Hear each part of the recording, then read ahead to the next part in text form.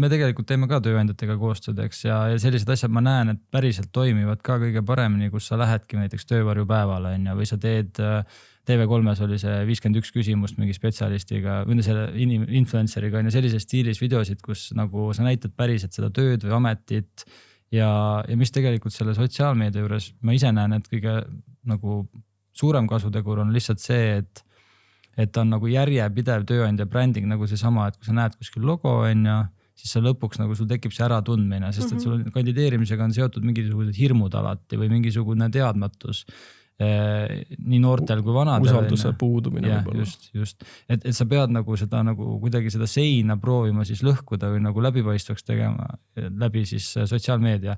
Ja ma ise näen vähemalt, et kui tööandjad ise seda teevad, siis see ei mõju nii hästi sellepärast, et ta on kuidagi seal puudub see kolmanda osapoole soovitus. Sellepärast mina ise näiteks näen, et kui meie aitame või mõni sisulooja aitab või mingi selline nagu oma töötaja nagu mingis teises formaadis, siis see kuidagi toimib paremini. Et kui sa teed lihtsalt sellise corporate video, siis see ei toimi. Ja sellepärast ongi see tänane episood ka võib-olla on hea, et see paneb mõtlema värbajad ja personalijuhid selle peale, et ainult töökuulutusest võib-olla ei piisa,